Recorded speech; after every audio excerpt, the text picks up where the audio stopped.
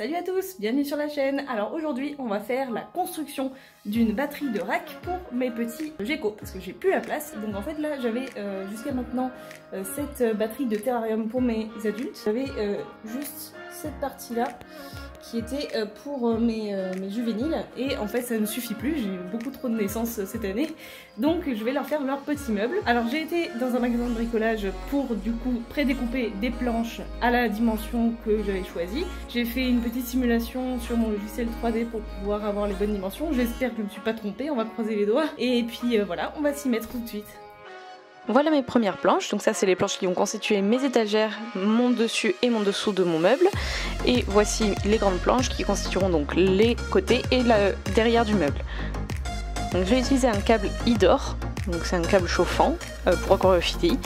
Et je l'ai mis en serpentin du coup tout le long de la planche à l'intérieur du meuble pour que ça chauffe bien tous les étages de façon uniforme. Et j'ai commencé à visser ma première planche sur le côté. Ensuite, je fais pareil pour la deuxième. Donc, je vais d'abord pré-percer avec ma perceuse et un petit foret à bois. Et après, j'ai mis les vis à l'intérieur.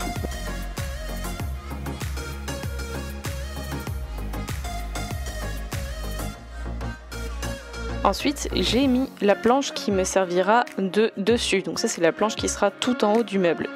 Donc, je la visse aux autres planches. Donc voilà le meuble, je l'ai mis debout. Donc en fait, ce qui est en bas sera ensuite en haut. On retournera le meuble à la fin quand j'aurai positionné toutes les étagères. Donc pour ce faire, je vais utiliser des CD qui vont me servir à faire un jeu entre l'étagère et le bac. Donc ça servira à ce que les petits ne puissent pas s'échapper et qu'il n'y ait vraiment pas beaucoup d'espace entre l'étagère et la boîte. Parce que je compte les mettre en bac ouvert à l'intérieur de mon meuble. Mettre les boîtes en PVC sans couvercle. Donc je viens poser l'étagère en bois par-dessus. Donc j'ai laissé en fait, je sais pas si vous voyez, un petit espace au fond pour que le câble chauffant puisse passer sans problème.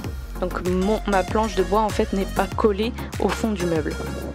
Il y a un petit espace entre le fond du meuble et la planche en bois. D'ailleurs je dis du bois depuis tout à l'heure mais ce n'est pas du bois, c'est du mélaminé blanc que j'ai fait découper du coup dans les magasins de bricolage comme je vous ai montré tout à l'heure. Voilà, donc mon rack rentre parfaitement à l'intérieur, tout m'a l'air à peu près bon. Donc là on a fait le premier étage avec les petits racks qui seront donc au-dessus.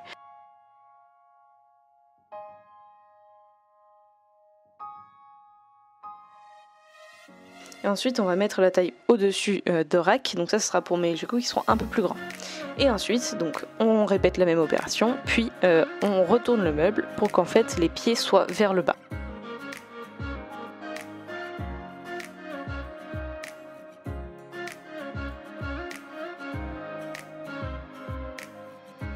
Bon alors petit récapitulatif après le montage final du meuble à gecko que j'ai donc derrière moi. Ça s'est pas super bien passé parce qu'en fait je vous explique ce qui s'est passé au final.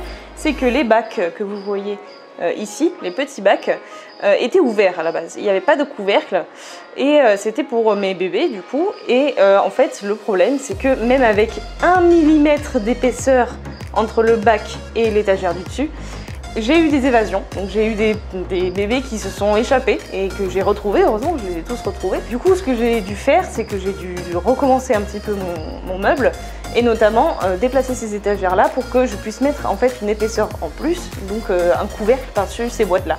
Donc j'ai pas dû le faire pour les grandes boîtes parce qu'elles sont beaucoup plus rigides et du coup je pense qu'ils arrivent moins à s'échapper. Mais voilà, du coup j'ai dû arranger ce meuble. Donc effectivement, il y a un petit peu beaucoup de trous et de perçages sur le côté du meuble. Mais au final, il fait très bien le job, le chauffage marche bien. Voilà, donc cette petite vidéo là, je la tourne quelques semaines après avoir fabriqué ce meuble. Voilà, pour faire un petit retour. Donc pensez bien, quand vous fabriquez un meuble pour des petits geckos notamment, ou des petits serpents même, à mettre une épaisseur pour le couvercle au-dessus parce que malheureusement ces boîtes là on ne peut pas les laisser ouvertes, c'est pas possible, il y a des évasions donc on vaut mieux être en sécurité et mettre un couvercle sur vos boîtes. Voilà, j'espère que cette vidéo t'aura plu. Donc c'était mon premier meuble que je faisais réellement, donc c'est normal qu'il y ait eu quelques erreurs et tout ça.